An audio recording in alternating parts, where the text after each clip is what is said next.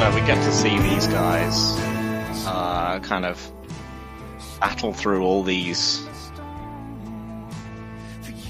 hideous concussive blows and, exhaust themselves and eventually get, beaten into retirement like Joanna. But really, isn't it us who have to struggle the most? Mm-hmm. Sometimes it's warm and sometimes it's uncomfortably warm. Like right now. Yeah. Which is the most important moment I've personally experienced. Mm-hmm.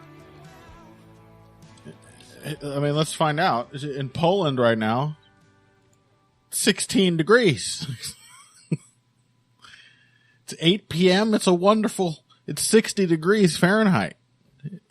Mm-hmm. It's not even balmy. It's a perfectly pleasant summer night. Yep.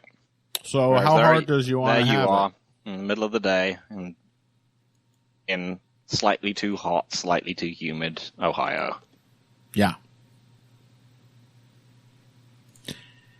It's 98 degrees here in Cincinnati, Ohio, or as the Europeans would say, 34.5 degrees Celsius. Ja, mein Führer, 34, is it 34? That's our radio DJ sound drop for a Nazi using Celsius. That's you, Phil. Oh, that's true. Oh, mein potato salad is sour. I don't know. All right. Surely that would be what they would want in Germany. I don't know. It's too hot for potato salad is the point. Isn't sour vegetable salads like one of their main things? Yeah, but in the right way. You don't want the mayonnaise to go sour. Mm. Depends on what kind you're making. All right, let's get started. Hello, everyone, and welcome to another edition of Heavy Hands. I'm Connor Rebush. That sound you hear in the background is a bead of sweat rolling down my ribs from my armpit because it's very hot. It's not that hot where Phil is. So Phil is the sort of villain of today's episode, as far as I'm concerned. Phil, how dare I you? embrace that role if it means I can be more comfortable than you. Yeah. Also, I'm sure people appreciated the exact anatomical description of where your sweat was. Yeah, it came out of the armpit and went down the ribs. Just so we're clear on that. What do we have to discuss today other than my sweat? Lots and lots of fights. Too many fights. Too many. Of meaning and import and goodness. Yeah. When it rains, it pours. We had UFC 275 last weekend. What a fight card. My goodness. Yuri Prochazka versus Glover Teixeira was, incredible. Probably the best fight of the year. One of the better title fights I've ever seen. 5 rounds of, in a silly way. There are going to be other fights that probably stand out as like a great story in my memory more. Of course, it was heartbreaking to see Glover lose at the very end when he was probably on the verge of winning. Yada, yada, yada. But just in a very light heavyweight way. Oh, yeah. Of just like... exactly what I was going to say. It is the light heavyweight fight. They can shut the division down now. It's never going to get better than that. Yeah. You want momentum swings, buddy? You got both guys like on the verge of dying 4 times per round. It was ridiculous. Like every error was a borderline catastrophic error. Every success was crushing. It was all over the place. So really a very special fight. Valentina Shevchenko had a fairly enjoyable fight because she kind of started to lose, which was very funny. And Zhang Weili, Joanna Jędrzejczyk 2 resulted in the retirement of my favorite female fighter, and was similarly thrilling to the first fight, albeit much more impressive on the part of Zhang Weili this time around. And in addition to whatever else happened on that card, and there was some good stuff, we have Cater versus Emmett next week, which also includes Kevin Holland versus Tim Means, which includes Damir Ismagulov versus Guram Kutateladze, which includes Adrian Yanez versus Tony Kelly. There's a lot of good action surrounding this week's episode. It's such a weird one, because normally there's such a focus on packing, especially nowadays, on packing the pay-per-views, and so that everything around them is traditionally like a dead zone of the, things that you don't want to watch. What is this fight card? Why is it so good? I just don't get it. Yeah, I don't know. Yeah, I mean, for the time being, the one coming up after doesn't look that bad either. That's Tsarukian versus Gamrot. Cool. So yeah, we're gonna try to get to as much of that as we can today. Obviously, we're gonna start off with what is currently has to be the front runner for Fight of the Year: Prochazka versus Teixeira for the light heavyweight belt. Yeah, exhausting. This fight was exhausting.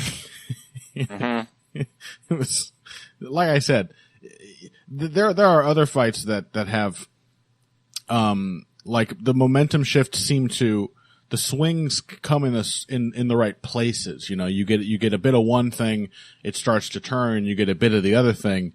This was like unpredictable, utterly unpredictable when a swing was going to occur, who was really winning at any given moment. A mystery. I mean, well, at any given moment, one guy was winning. It's just that the next given moment, the other guy was hugely winning. This was pure like WWE swings of momentum. Yes. Like this was absolutely like pro wrestling, where like one guy's just getting thrown around the ring, and everyone's like, "Oh, is it over?" And it's like, "No, he's kicked out of the tap." And you're like, "What is going on here?" And then the moment it switches, it wasn't even he's kicked out of the tap. It was the very next moment he's getting smashed, or he's smashing his opponent. Like one guy was crushing, or the other guy was crushing. That was sort of the feeling of this fight. Mm-hmm. Yeah, I mean, I feel comfortable saying it's the best light heavyweight fight of all time. Is it like the most technical or the most skilled? Probably not. But who cares? It's one of those fights where you can show it to people who have never seen the sport before, who you think might be even slightly into the sport, and they should be enraptured. Sorry, Hua Hendo. Sorry, Gus Jones. This is the best light heavyweight fight. It has everything. The weird light heavyweight grappling, strange decision making, as you said, the completely insane shifts of momentum which are happening the entire time. It's the best. Yeah, probably. I don't know. I mean, the context matters. The thing with Jones Gustafson, is it a better? Like, is the action better? No, but it was more interesting in a certain this is John Jones. Why is he kind of losing to this guy? I have to find out what happens next. This is just like you just couldn't look away because it was a fucking car crash, a beautiful car crash. Well, exactly. I mean, that's why you can show it to other people. Absolutely. That's one of the things, because it needs no context. You're right. You can show it to someone, you can be like, this guy, the guy who looks 100 years old is in fact, he is in fact 100 years old. There's no way everyone expected him to get absolutely slaughtered. And then you can let them watch the whole thing and have them be really excited that he's going to win at the end, and then suddenly he gets brutally snuffed right at the end, and then they'll be really sad, and you can be like, hey, look, this is MMA. Yeah. How did you feel about Yuri Prochazka's performance in this fight? I think Glover was very Yuri Prochazka. Yeah. Yeah, I mean, for Glover, fairly, amazing to say, fairly standard showing out of Glover. He did a lot of regular Glover things, including the almost getting thrashed and just refusing to die. For him, I would say actually this is a minor sort of theme for this card in our top two fights. the curse of well-roundedness was kind of a problem here, because like this is a fight where there were a couple points, especially as it went on, and Prochaska himself was getting exhausted, where Glover could have knocked him out, and didn't know it. Like there, in particular, in round 4 or 5, he hurts Prochaska and then jumps for a guillotine. I think it was the fifth round. It is round 5. It's the one that would have won him the fight, even if he just. And even after that, he was still winning the round. Oh yeah. He came back from that era. And it's also, Glover being the, it's not even like he's not Paul Craig. He's not a guard grappler. He's not a guard grappler. It is one of the more, even if he'd just taken Jiri down into regular old top control, he maybe could have pounded him out. But no, jumping a guillotine. It was, it was also one of those things where like, throughout this and the co-main event, there was a big, like, feeling of, but why are you grappling? Yeah, exactly. Like, Glover, I mean, to be fair, did pick up lots and lots of top control on Jiri, and it was mostly working. But, the guillotine was a particularly, I don't know about you, but that was the moment when I just shouted, why, at the screen. Yeah. Oh, yeah. Yeah, I was mad. But the thing with Glover is, like, he's also not Paul Craig in that he managed to get back up pretty soon after that. Mm-hmm. Like, there was a point in this fight where I think Glover did think he could get away with playing guard or could recover, and then like halfway through he realized he had to like give his back and reshoot immediately as quickly as he could, because Jiri was just smashing him every time he got into a top any kind of top position.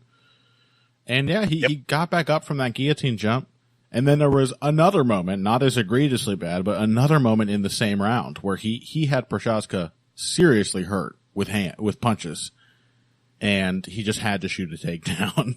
He couldn't stop himself. Now, I saw a fight before this where there was a very different sort of flavor of why can this person just not shoot a takedown? As you said, I'm going to go ahead and give Glover a bit of a pass here, because like it was working really, really well. There's every reason to think that, he's hurt Prochaska. The best thing to do is to get on top of him and hold him down, because he has won several minutes of this fight very clearly by doing precisely that. So I get it. But, that was a bit of an error, I think, is that Teixeira is one of these fighters, like, he really could have just had faith in his hands in that moment, and he's good enough with them that he probably could have dropped Prochaska. Oh yeah, I mean, like, Prochaska is, in that 5th round, he is as badly hurt as he has ever been since getting knocked out by King Mo. Yes. He was really, staggering around, wobbling on his feet kind of thing. But yeah, like, just to like finish it up, like, I think the main thing about why you grappling, it was more aimed at Shevchenko than it was Glover. Yeah. That she kept initiating grappling exchanges when she didn't have to. But, sorry, more Shevchenko than it was Santos. But, with the Glover thing, that seemed like the capper for the, why on earth are you grappling thing. But then, of course, it all ended with Jiri Prochaska jumping on Glover Teixeira and finishing him with a no-hooks rear naked choke. So I just ended up sitting there and being like, what's going on? Yeah. Where am I? What is a good decision? I don't even know anymore. It was really the perfect way for it to end. It was, I mean, it's, someone said to me, on Twitter, like right after that, like it was a fight that gave us every possible thing we could have expected and still somehow surprised us in the ending. Yep. I mean, that is a perfect description. That's a fight you show a stranger to convince them that they, maybe not that you're not a sicko, but that they too might be a sicko, because they'll watch this and they'll start feeling things. Yeah. I don't know, man.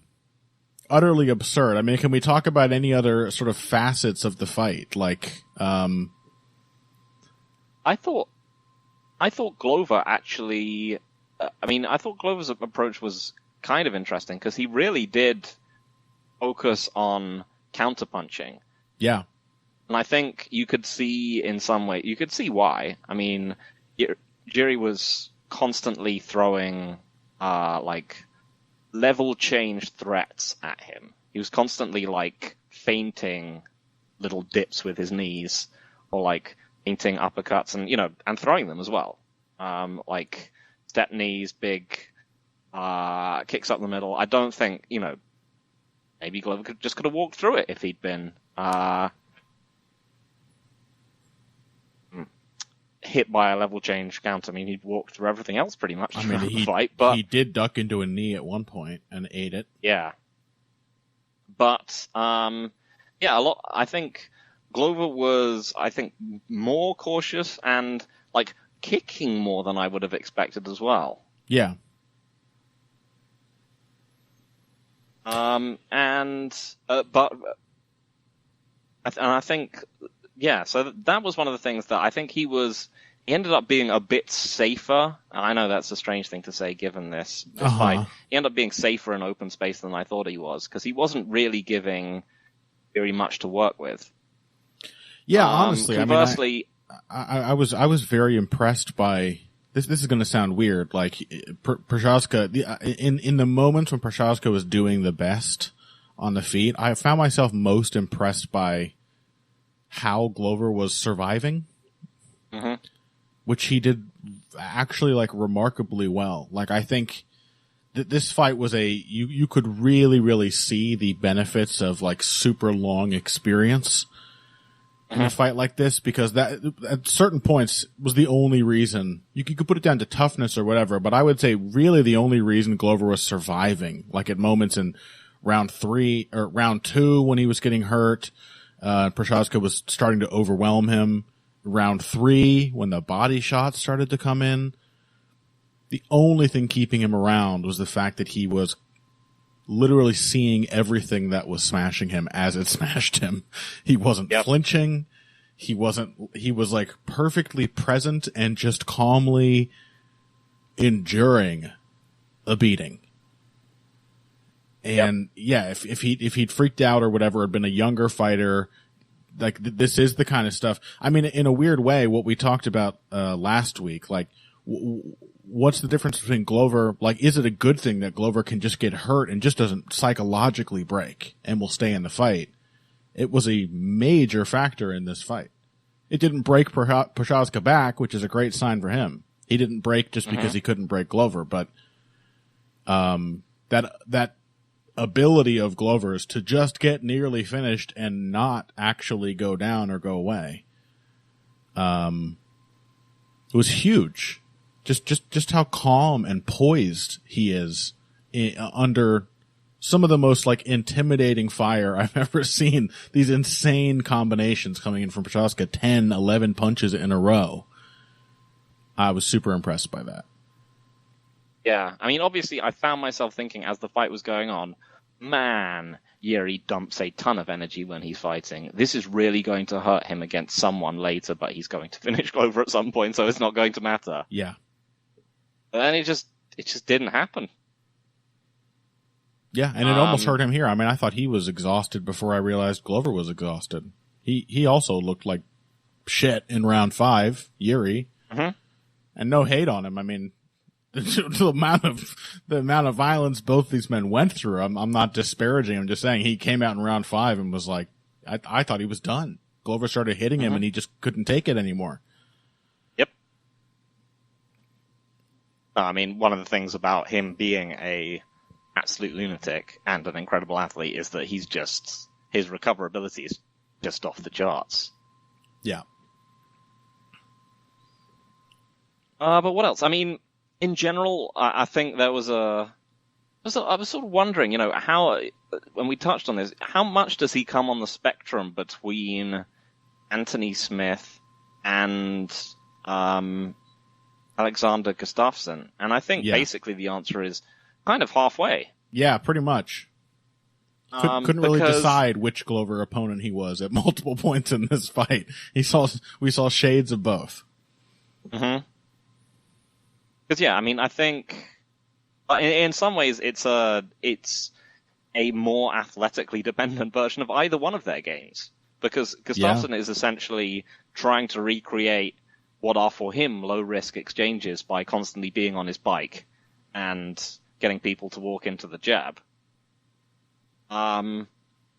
Whereas Smith is essentially just mostly pretty static and just looking to strike up the middle as people come at him.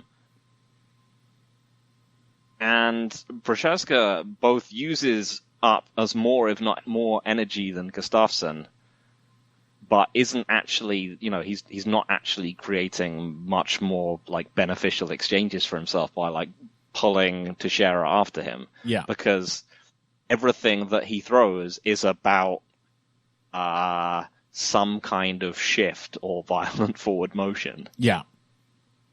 Partially, I guess, why Glover decided to settle more on a counterpunching like theme. Yeah. About that though, I mean, I gotta be honest.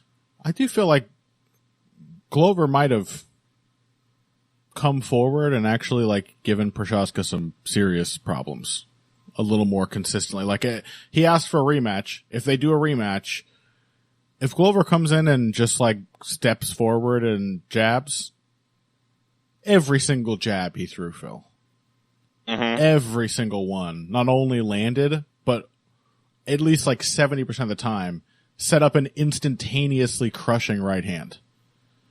Yep. Because like you're right, like Prochaska, I mean, in a weird way, he's worse than both Smith and Gustafsson because he doesn't know his range.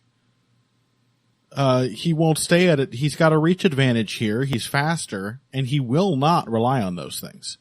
He will instead stand in range, thinking he's like slicker than he is, I guess, with both hands at his hips, and just get smacked in the face with straight punches. It worked remarkably well for Glover. So I don't know. I mean, if Prochaska just like agreeing to have a mid-range fight at so many points with Glover, I think really could have gone even worse for him than it did. Respect. I think it's at least partially because when he throws, like, I'm not sure if it's that he doesn't use his reach. It's that he hugely over-exaggerates his reach by like, having this giant fencing jab, which is kind of very unnecessary. He's really big.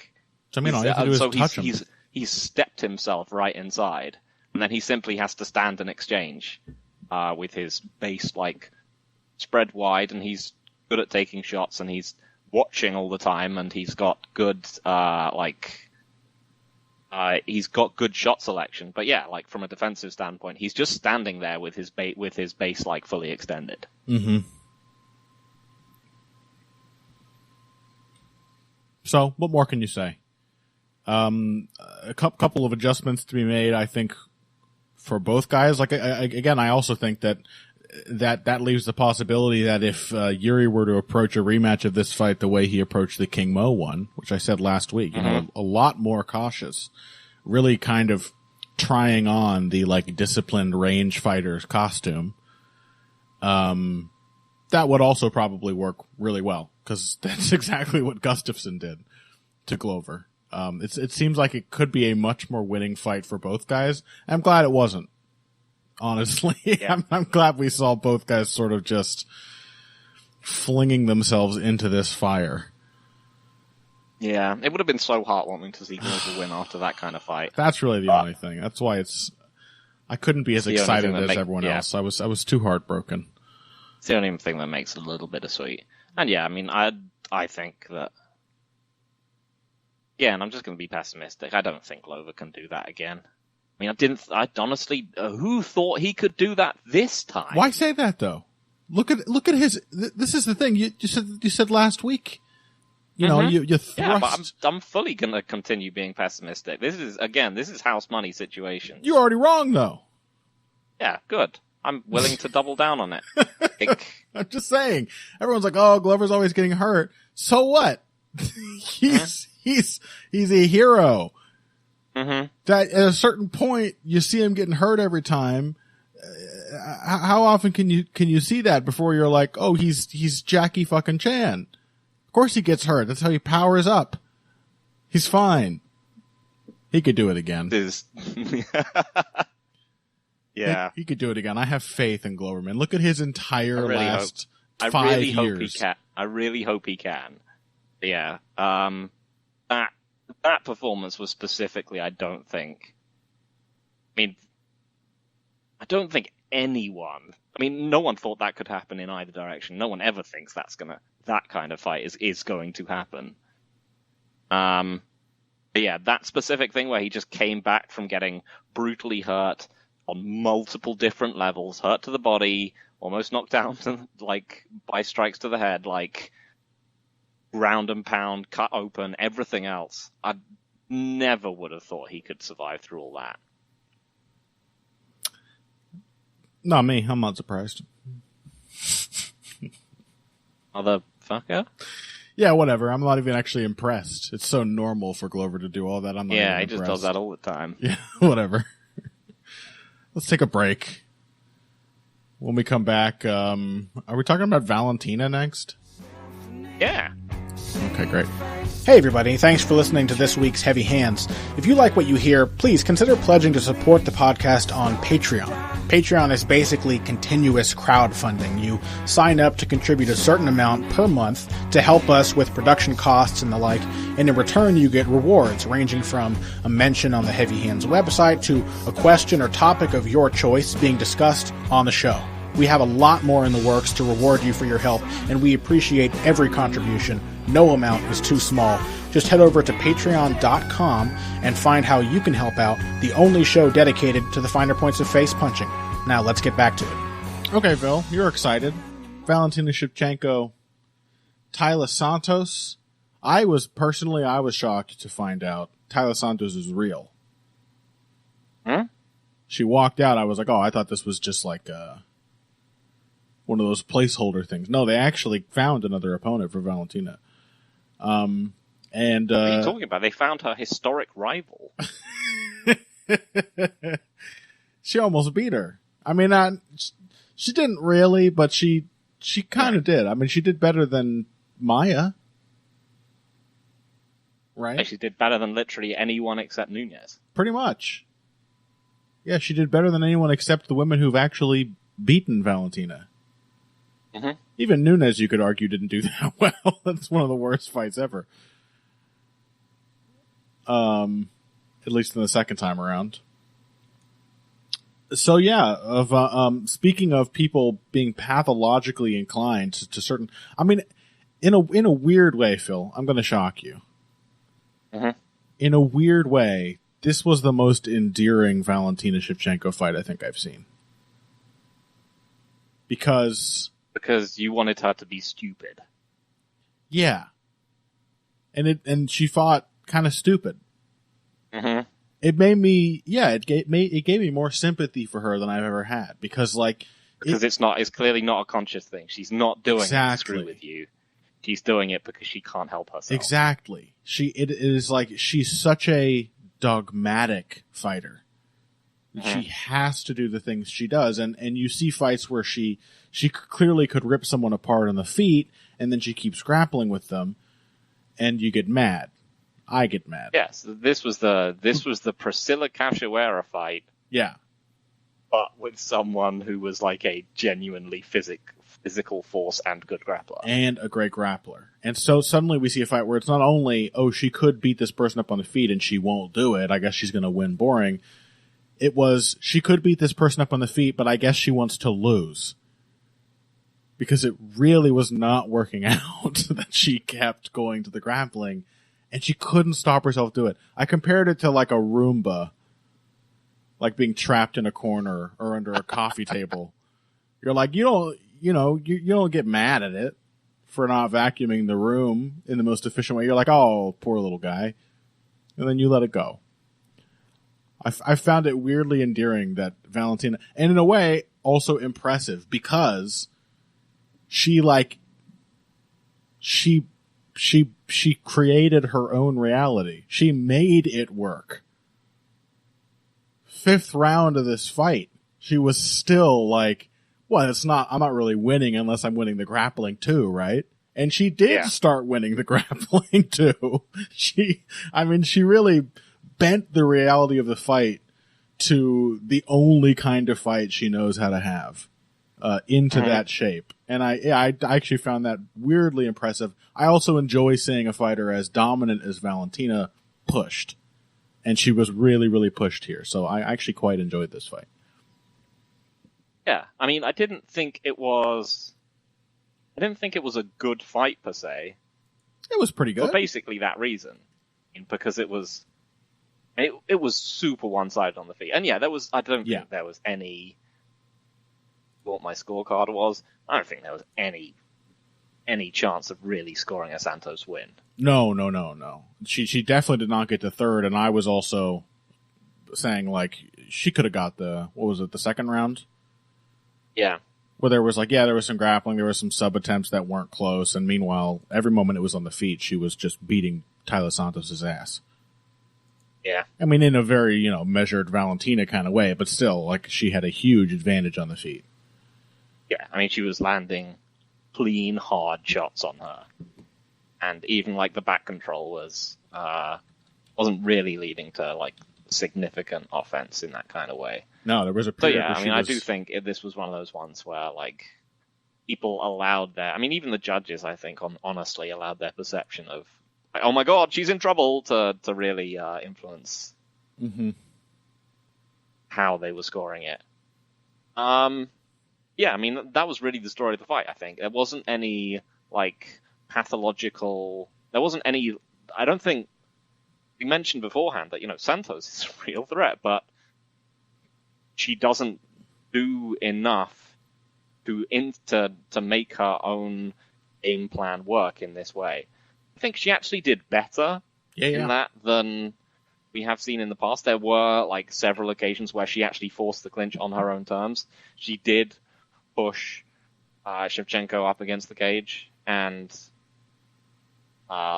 get takedowns from there, or indeed counter Shevchenko's own takedowns when she tried to head and arm throw her way out of there. But yeah, I mean, I think it was a bit of a synthesis of the things that we'd said beforehand. Like, we were like, if Tyler Santos was more like prime Juliana Pena, she might really have a shot here. And I think that is very true. Someone who just charges Shevchenko and tries to get her in the clinch and wrestle her, who is strong and physically powerful, is, I think always going to be quite problematic for her. Yeah, I mean, this fight also, I think, really underscored the degree to which Valentina really depends on her athleticism. Because it wasn't just that Tyler Santos was, I mean, she's a very strong grappler, but she's also just very strong. And Valentina seems to have a, like, does not compute moment several times when she tied up and was like, this isn't how it's supposed to feel when I grab onto somebody. This is hard. What's happening? And so, yeah, like, just make the Juliana Pena rematch right now. It did also make me think she might lose it. She's quite fortunate that Tatiana Suarez just disappeared. Oh my god. Yeah. Because Tatiana Suarez is also all those things of being giant and physically powerful, and in fact, a very committed and very powerful wrestler. Yeah. Who won't actually get you down and sort of let you outstrike her from your back. Yeah. Which is why, again, to clarify, it was the second round. I thought it was perfectly sensible to give Valentina round 2 of this fight. Yeah, I mean, when I heard 49-46, I was like, oh yeah, that's fine. A fine Val round, Val scorecard. Because she was narrowly winning on the feet, and then the majority of time that they were on the ground, it was Santos on top of her, and Valentina was, in fact, outworking her from guard. Mm-hmm. More submission threats. I actually really enjoyed her guard work here. You don't get to see a lot of this anymore, but like, yeah, she went for a go-go plata. She went for a go-go plata. She landed a bunch of frame elbows, which were really cool. She had Santos sort of building up a base, trying to stand over her, and she would she would post on her with an arm, frame her off, and then like let her drop. Use her body weight against her, which is one way to actually generate power from your back. Treat it like a clinch. And all her hand fighting and stuff was really good. And the Gogo Plata was sick. I mean, it was very close. So yeah, round 2 to Shevchenko is perfectly fine. Because, I mean, even though you and I just had a conversation recently about how we score top control, and we are actually inclined to give people rounds when they're on top, Santos didn't really do a goddamn thing on top in that round. So that's fine. Also, Shevchenko landed a crushing headbutt at some point, which... Yes. Ended up being very helpful, I think. Yeah. Well, she should be ashamed. She grabbed the fence. She blatantly, deliberately headbutted on numerous occasions. Personally, frankly, disgusting. Like, we got to see like her as a weirder fighter in general, with the guard work, going for the esoteric stuff, just going for real like typical mortal things, like going for a head and arm throw into scarf hold, and then just getting her back taken, because that's what happens a lot of the time when you do that. Yeah. When your opponent's like actually good and similar to you physically, then people counter the things you're trying to do to them. So I think it was interesting, if not a great fight. I mean, especially bookended by 2 incredible performances. But yeah, it was interesting, and we got to see the human side of Shevchenko, which I honestly quite enjoyed. And I mean, I don't know if I've heard some people be like, "Well, you've got to give Santos a rematch." I'm like, I mean, I guess. Is there anyone else? No. Problem with this goddamn division. It wasn't the kind of thriller that makes me want to watch it again. I'm not like, oh my god. No. She truly is the number 1 challenger. I'm just like, But there was enough there where I would love to see Santos get a few other fights and then come back for a rematch. Yeah, I would like to see her as more of a benchmarked against the division's elite a bit more than I would like to see her almost certainly lose again. Yeah, I'm with you there. But yeah, weirdly endearing the way that Shevchenko just could not process that the fight was not going the way it was supposed to, and made it happen. I mean, her determination was genuinely impressive, and she's also a filthy cheater, and I'm disgusted, but it was what it was. In more ways than one. What was that? Bullheaded, exactly. Well, let's talk about that aforementioned much better fight that preceded this one. Jędrzejczyk Zhang 2, the rematch. If we have to cut off in the middle here to go to segment 3, that's fine, but we got 10 minutes left in segment 2. Tell me about the rematch of the greatest female fight of all time. I was thinking about the way we'd been talking about this after the fight. I mean, sorry, after the episode, but before the fight. And I was thinking, there's always like a few linguistic tells in whether we're hoping for an outcome as opposed to like predicting it. And I think one of them is that we used a lot of could. A lot of, she could do this. And less like, she will do this. There's a lot of like, well, Jędrzejczyk could take one of these 2 extreme approaches rather than just getting stuck in the middle, as she did in the last fight. But then she almost immediately got stuck in the middle of the 2 again. Yeah. And I think, that's just the nature of how they fight. And I think that's always how we should look at rematches to at least some extent, unless there's a big technical gulf in one area. Yeah. But I think mostly what it actually comes down to is just that, like, Zhang just has, she's a weird puncher, obviously gets herself out of position and so on, but when she's punching, but I think just with her pure footwork, I think she's just quite difficult to outposition. in the same way that like a lot of Joanna opponents are. She's very And agile. Joanna, what's that? She's very agile, very light in her feet, very quick. Yep, doesn't get out first stance unless she's throwing. Yeah, I mean the same is true of Joanna. Joanna will get out of her stance and kind of go nuts in an exchange. And so yeah, I mean very quickly in this fight we saw just the dynamics of the first fight just reasserting themselves instantly. Yeah, of just like 50-50 exchanges of Joanna probably having an edge in volume and the kind of areas that she could target, and Zhang just having the edge in power. Yeah, except that this was an improvement for Zhang. I mean, the trouble is with I know what you're saying with we said a lot of could, which yes usually indicates some kind of hope or optimism, which is always a mistake, as we know. But it's also like that's the fun part of rematches is we have to look at the first fight and say who could improve on what. And I wasn't sure how Weili Zhang could improve on the first fight, but she definitely did. There were a lot more coulds that we could have said about Weili Zhang's performance, and this was. I mean, I think. Boy, I wish I could remember who said what things to me on Twitter. Another wonderful Twitter follower of mine suggested that this was pretty much Valentina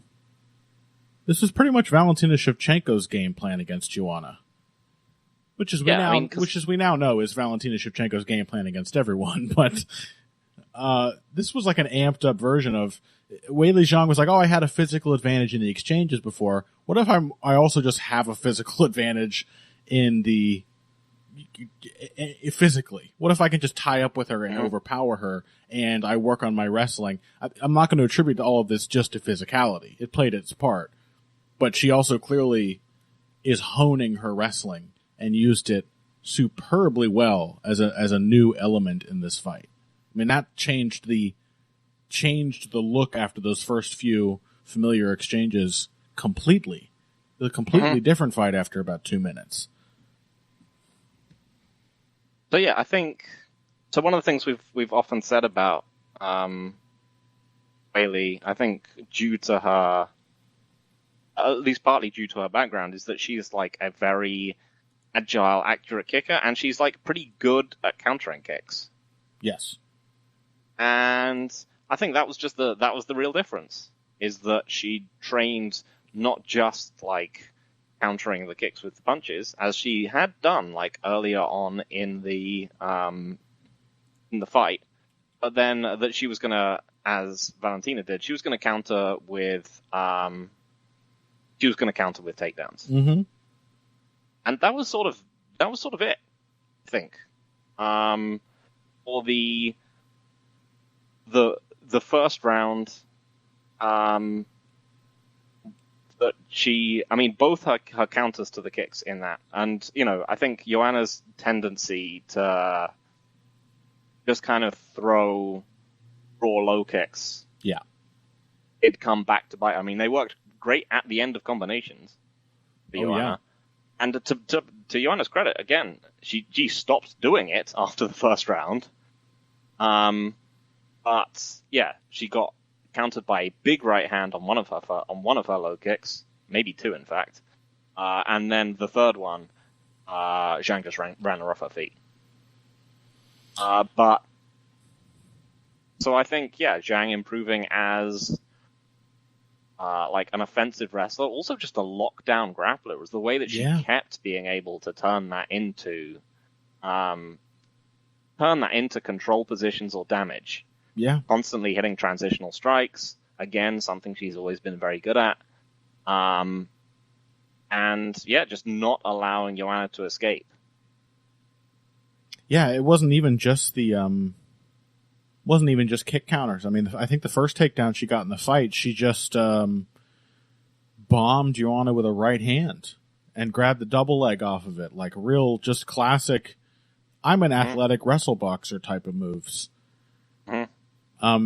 I think she just had a different attitude. I mean, we saw plenty of clinches in their first fight, but Joanna seemed so clearly to be the more purposeful clinch fighter. And here it was like Joanna didn't have time to establish shit. She didn't even have time to get both collar ties on when they would crash into each other most of the time. And occasionally she would get off a knee, and then she would just be body locked. Or the leg she used to throw the knee would be captured, and she would, there were a couple like treetop single leg takedowns.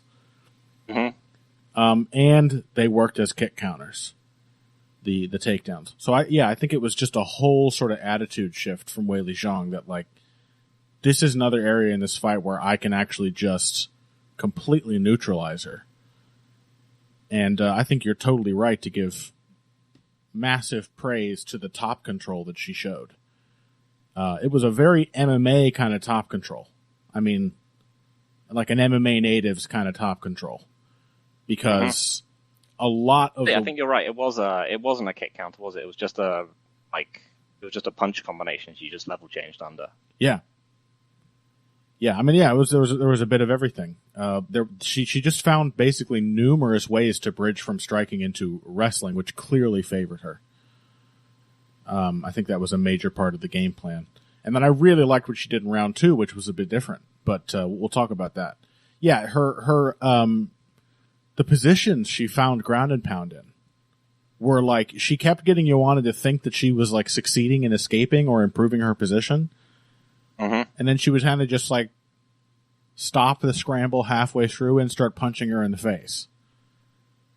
Like, are we in mount? We can't even decide between half guard and like dummy mount or quarter mount. Like, my knee is sort of caught between your legs. You're holding on to me. You're on one hip. This shouldn't be a great position, but I have a hand free. I'm just going to punch you in the face a bunch because I'm on top of you. Transitional striking, as you said, and turning.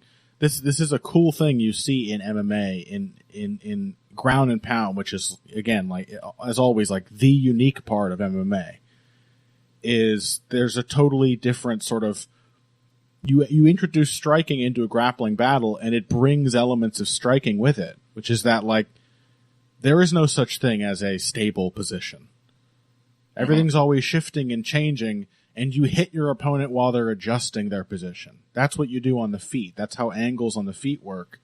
And to turn grappling into that kind of battle, where it's like, no, I'm not settled in. No, I'm not controlling you, but you're vulnerable, and I can hit you right now, and turn that into control, because you're going to have to, it's serious pressure. You have to concede something to not just get knocked out right now.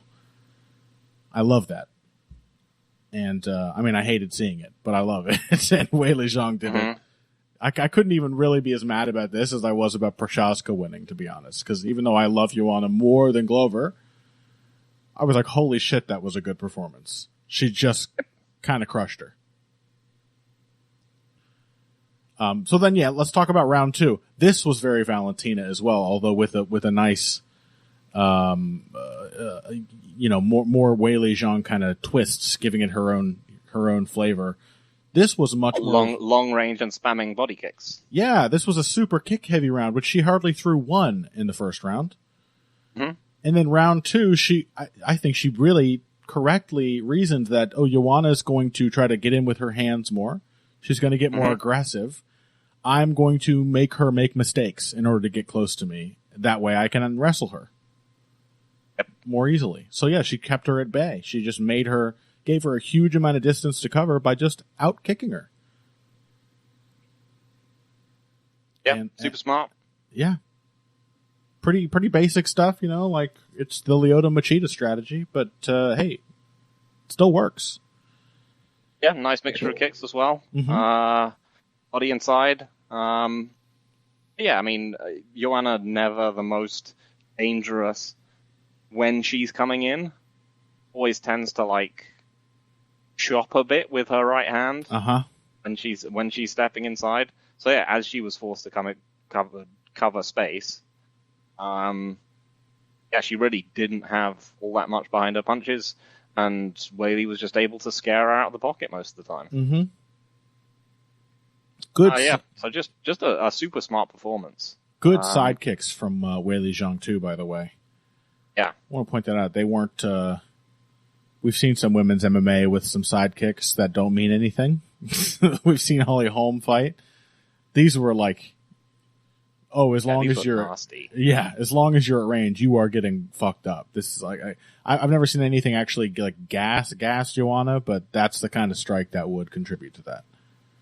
Mm-hmm. They were seriously well thrown, hard, fast sidekicks. They were. Does she have a Sanda or Sancho background? I thought she did, but maybe I'm just. I think she does as well. That's a very. You see a lot of those sidekicks in Sanda used like a Muay Thai teep, like not only a distance management but a real impactful strike. So according to her, she when she was 12, her parents sent her to a specialized martial arts school in Handan, where she began training in Sanda and a Chinese style of wrestling called Shuai Jiao. There you go. And wrestling is, of course, a big part of Sanda as well. Yep. At least takedowns. It's just shoot boxing, basically. Yeah, fantastic performance, and she's going to rip poor Carla Esparza's head off. Oh my god. Jesus Christ. As we said would happen if either one of these people, either one of these women won. Uh-huh. But yeah, just going to absolutely tear her to pieces. Yeah. And also, I mean, the knockout, just to mention it, hard as it was for me to see, but unbelievable. It wasn't, a lot of times I look at a spinning back fist and I'm like, you know me, Phil, I'm a contrarian. So everyone else is always like, oh, there was a knockout in this card. Did someone spin to deliver it? Yes. Great. It's top contender for knockout of the year. That's how everyone else thinks. That's not how I think. It could be a simple straight right hand, and if it just sort of scratches a certain itch, it's a better knockout to me. But this I really liked. The spinning back fist specifically coming out of a miss on the sidekick, which got the overcommitted entry into the pocket that the sidekicks were there for. And then using the back fist to recover after like giving Joanna an angle with that sidekick, overextending on it, I just thought was a really good sequence. So not only have we had a segment where you have praised Valentina Shevchenko for her grit and the interesting things she's done, but you're giving rapturous praise to someone who has in fact done the entire Valentina Shevchenko game plan, finishing off with a Valentina Shevchenko spinning back fist. You're like, wow, this is amazing. Yeah. Truly, this is the height of women's mixed martial arts. Yeah. Just wanted Valentina to just be someone else. Yeah, all pretty you much. ever wanted. Yeah. Well, you know the personality is big too. Mm. She's got a terrible personality. But yeah. I don't know. I mean, as I said, I think it was one of those. I think going into it, the weirdness in the Rose fight, it did look to me like one of those kind of chrysalis type things where, you know, like Ngannou or Song Yadong, where you're like, they're trying to become a more technical fighter, and it's making them. They have a brief period of kind of looking like shit. Yeah. Trying to sort of synthesize all these different elements of the game. Mm-hmm. Learn how to bend all the amazing things you can do into a cohesive game plan. Yeah. And that was it. Mm-hmm. It was very, very impressive. Yeah. Super impressive. Yeah, cannot wait to see Wei Li Zhang fight again after that. And on the subject of Joanna's retirement, which of course was an emotional moment for me. Mm-hmm. I'm also very happy to see her retire. I hope she enjoys it. Yeah. Like I don't want to see her in any more like brutal wars. Yeah. And she's given us so many of the best given fights us ever. so many incredible performances. And like I said, I just didn't, even before this fight, I just didn't think that same kind of psychotic confidence was there. Yeah. That it used to be. She still had a strange this is the Queen's Division kind of, you know, insanity that you used to see. I just think that she knew that it was getting close to the end. She still had a remarkable charisma. She's just so charismatic. They went to her after the fight, and she's like, yeah, good spinning back fist, Wei Li, good one. I did not see that. I'm going to retire. And everyone was like cheering and enjoying it. Everyone just hangs on every word she says. Yeah, she was a great champ. Amazing. And I will say to all the listeners here that if you have missed any of the following fights, you should go watch it right now. And if you've missed several of them, you should watch them all in order. They are Jacek versus Gadelia 2. Incredible. I mean, both those fights, great. They are, but the second one, man, it's like one of those fights that only has like one really sort of drawn out momentum shift. It has a midpoint around which the whole fight rotates, and watching that struggle play out and seeing the two different fights on either side of it, unbelievable. What a story in that fight. And it's the swagger in the turn as well. Oh my god. It's that when she gets up and then she just, waves her finger around in the air like, let's do it again. You want to see someone who's clearly losing and just knows they're going to win? That's that fight. Go watch that. Go watch Jacek versus Namajunas 2. Just a super high level, very exciting fight. Of course, watch Jacek Zhang 1. Best fight of all time. It's up there. And then even ones that you've forgotten about. You want to see an incredible performance in Jacek Andrade. You want to see just sort of a fight that nobody talks about, but it's actually very fun in Jacek Letourneau. Yep. It's been an incredible career. So I'm sad to see her retire. I'm happy to see her retire. And I'm going to be. I mean, I already just the very night of this event, I went and just watched Jacek Gadelia 2, and it was incredible. It was fun to revisit that moment. Yep. And even even though she has a bit of a reputation for being, as I said, a crazy person, Lady Zhang obviously really loves her, and people I think Karolina Kowalkiewicz posted something where she was saying, how when she was down, she talked to Joanna, and Joanna kind of talked her through it, even though she had no reason to, and she'd always consider her the champ. So yeah, it was. It's sad to see her retire, but also I'm glad I get to see her retire kind of close to her peak and close to those great fights and going out on a great fight. Yeah. Rather than, I don't want to see a long, slow decline. God, no. Not for Joanna. And I don't know, I do also have a feeling that this might stick as a retirement. I think it probably will. She just she seemed very composed about it. Although again, that's the magic of Joanna Jędrzejczyk. She always seems so composed and confident. So who knows? But I would love to see it stick, and it was an incredible career. Okay. Well, I'm going to take a minute to cry during this break. And then when we come back, I suppose we should move on to talking about what's coming up next week. Most of which will almost certainly become a bonus episode, but we will find out how much after this. Financial support is fantastic, but there are other, even easier ways to support Heavy Hands. Perhaps the best is by spreading the word. We know our fan base. You're all cool, popular people with serious social media presences. You're tastemakers and trendsetters.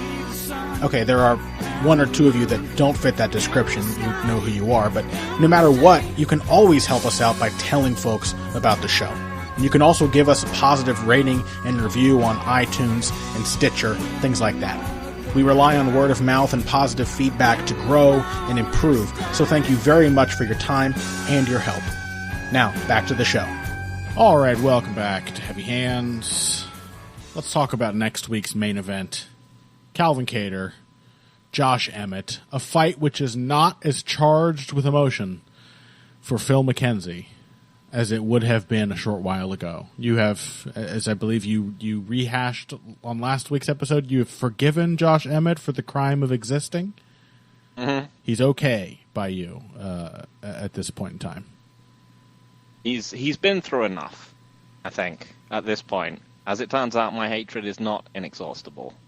In fact, this is really an episode. I mean, continuing this between this and the main episode, or last week it was. Mm-hmm. I mean, it's really an episode for forgiveness. You've forgiven Valentina. Well, I'm forgiving Josh Emmett. Let's not go crazy. You've forgiven Valentina. You said that Wei Li Zhang fights just like her now, and that makes Wei Li Zhang the coolest. I believe that was your words. And yeah, I've forgiven Josh Emmett. It's an episode of understanding. Okay, we're coming to understanding, so we don't have to get into the neighborhood of forgiveness or whether certain ways of fighting are morally or ethically okay. Like that's not what's important here. The important thing is that we understand these fighters as sort of as characters, Mm-hmm. Yeah, and there are many characters who do awful, repugnant things, but you still have a window inside their head, and that's why you don't root for them necessarily. But you are rooting for Josh Emmett now. He's the protagonist for you of this fight. Is that correct? I wouldn't go that far. Oh, okay. So we're on the same page. I still probably prefer Calvin Cater simply because I like the way Calvin Cater fights more than I like the way Josh Emmett fights. Yeah, well, also, Calvin Cater just beat your new nemesis, Giga Chikadze. Exactly, yes. So, you really have to be gunning for him now.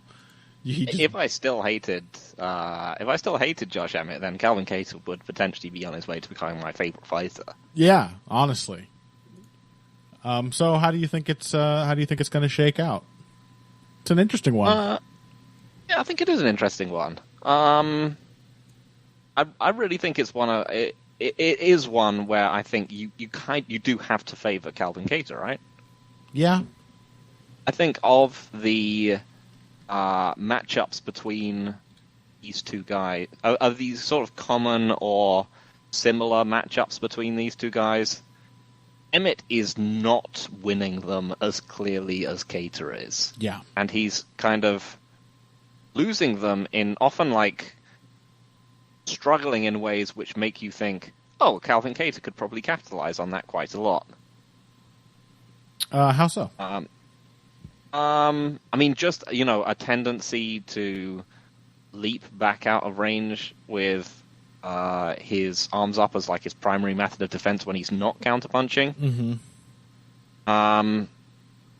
I think, Cater has kind of the shot selection and the ability to chase people down. We saw against Iga.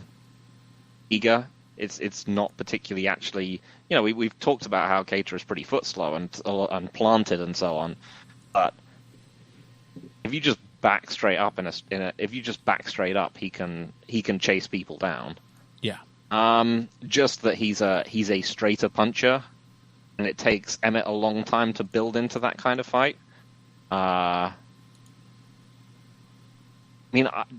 Cater beat Ige fairly clearly, just off jabbing and counterpunching, and I don't really know how Emmett necessarily would build an approach. I mean, Emmett is, I think, a lesser offensive builder than Ige is.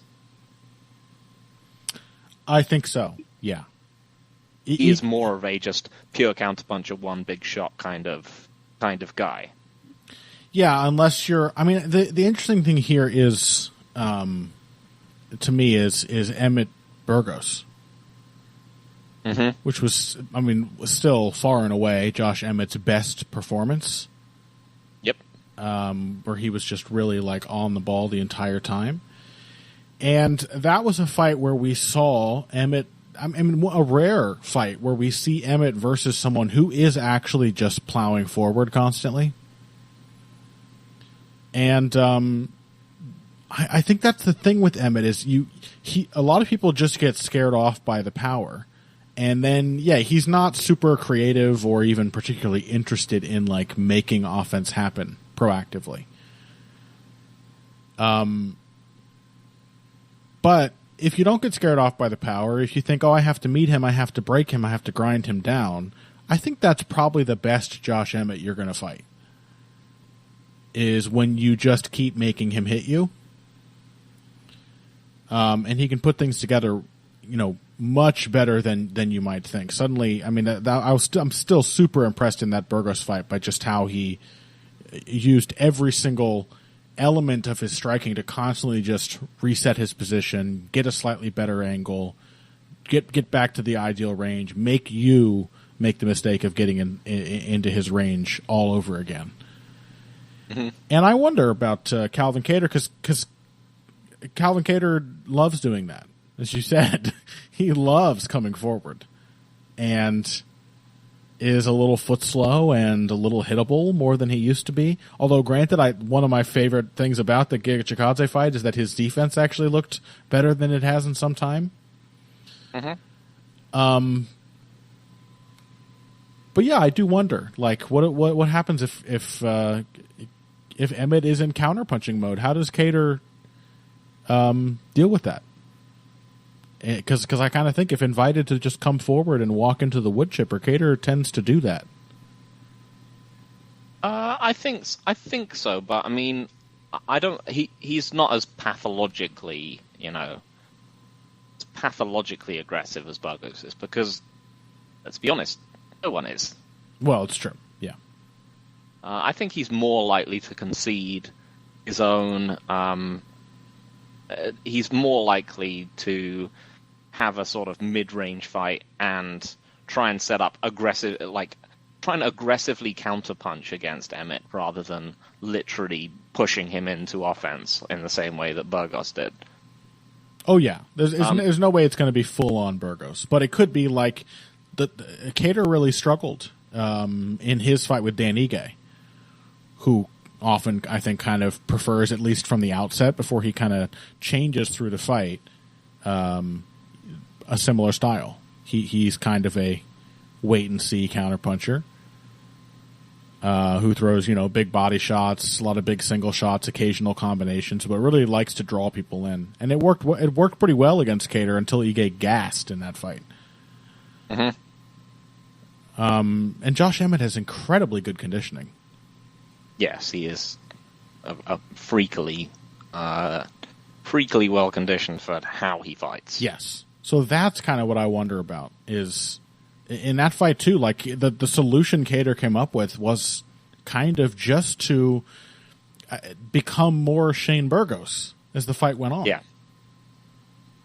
Which again has been a criticism of mine. We see more and more of that out of Kattar these days, is that, push comes to shove, he is just going to try to break you with violence and aggression. And he has no reason not to, because in various permutations it keeps working. But if you look at Josh Emmett as just a sort of, in some ways, like improved Dan Ige, and ignore the sort of MMA math element of that, where the two of them had essentially a dead even fight.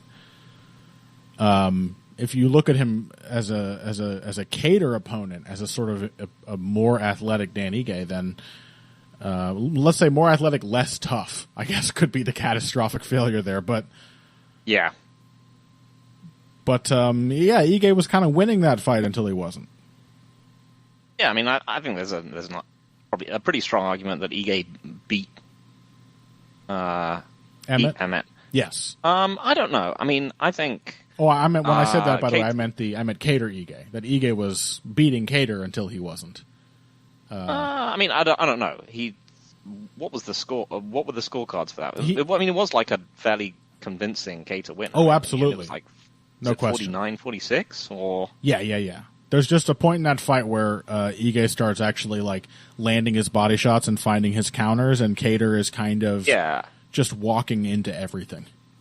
Yeah, I think Kattar starts off kind of working him over with the jab, essentially. And then, Ige starts countering him to the body. And then Kattar just starts selling out on uppercut counters and so on. Yes. And then at like round 4, basically, Ige just gets too tired to keep going. Yeah, and he's also just eating absolutely hideous shots. Mm-hmm. So yeah, I mean, I think Emmett's power is always a wild card. He dropped Dan Ige, which is something which seems more and more impressive by the day. Yep. Like, just hurting Dan Ige is, clearly on a kind of that's like hurting Max Holloway kind of thing. Yeah. Is it? You should consider that this person would probably be dead if they were someone else. But yeah, I think. But the other thing I think of is also the Michael Johnson fight against Emmett. I think he has improved since then, but it's also just like someone with hand speed who doesn't commit too much can just like work up a big points lead on him. And we talked about how disgustingly durable Dan Ige is. Calvin Kattar is also repulsively difficult to put away. Yeah, I think that may be the deciding factor.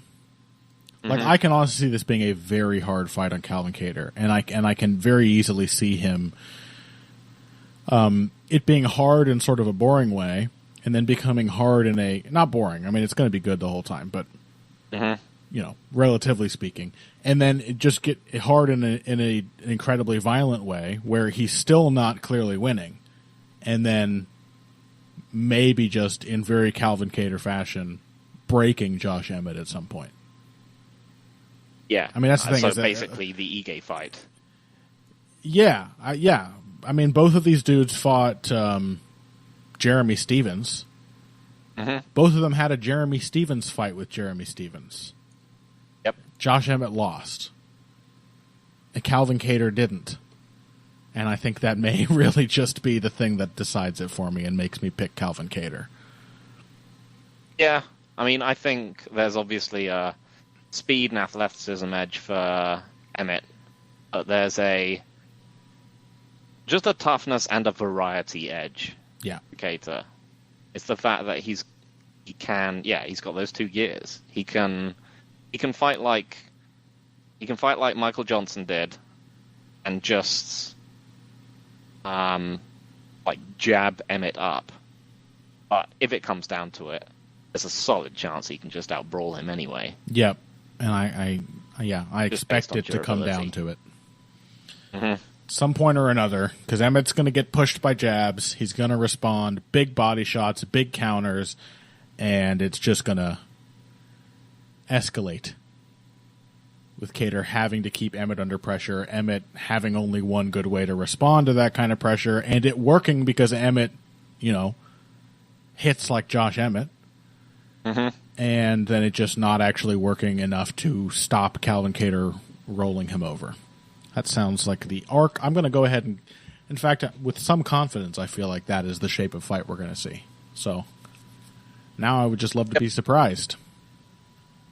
But even if it's exactly, I think there's a chance that Emmett might drop Kattar early. Sure. And then Kattar will have to work his way back into the fight more than that. But yeah, I think over time he's just Kattar is just a craftier fighter. It's not just the durability. It's the fact that durability gives his craft the chance to come out. It's not just that he's he's gonna allow Emmett to bounce his punches off him. It's just that once that's happened, he is both violent but also pretty cunning. 100%. Should be a great fight. Yep, should be absolutely fantastic. All right. Well, I think we're going to just go ahead and call this week's main episode there, because that is more than enough, and there is a lot of other stuff on this card, Phil, to touch on, which we're going to have to do as a bonus episode for the Patreon. We've got, as I said before, they've rebooked Cerrone versus Lozon for this card, which is not like an amazing fight, but I like it. It's a Legends League kind of fight, and I'm happy to see that it got moved rather than just getting canceled. Kevin Holland versus Tim Means. Damires Magula versus Guram Kutateladze should be very interesting. Julian Marquez versus my boy Gregory Hobocop Rodriguez. Adrian Yanez, Tony Kelly. Ricardo Hamosh, Danny Chavez. Even Wineland Stamen is weirdly interesting. You have to go down to the curtain jerker to get a fight that I'm just mad it's here. And that's mostly just because of Roman Dolidze. So yeah, This is a hell of a card. Very strong fight night card. So we're going to cover several more of those over on our Patreon, which you can hear for $3 a month. Probably going to combine that, by the way, with our little discussion of Karolina Kowalkiewicz from the other week, because that hasn't gone up onto the Patreon yet. Which is Phil's fault somehow, I'm sure. Not mine. Sure. Great. Thanks, buddy. And then... I'll bill you later. Wonderful. Okay, anyway, that's it for this week's episode of Heavy Hands. Thanks for listening. Make sure you find Phil on Twitter. Yell at him for screwing up the Patreon, which he's so involved in, at Evil Greg Jackson. Sympathize with me for having to put up with Phil at Boxing Bush, BUSCH. Once again, check out the Patreon for our bonus episodes. It's $3 a month for all sorts of stuff. And we'll talk to you next week when...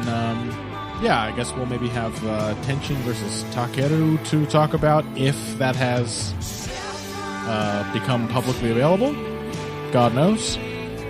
Sarukian versus Gamrot is next week's UFC main event, and this is another card that looks like it actually has a little bit of surprising potential. Some interesting bookings. And we'll hit you with that next week. Until then, if you came here today for the finer points of face punching, you came to the right place. This has been Heavy Hands.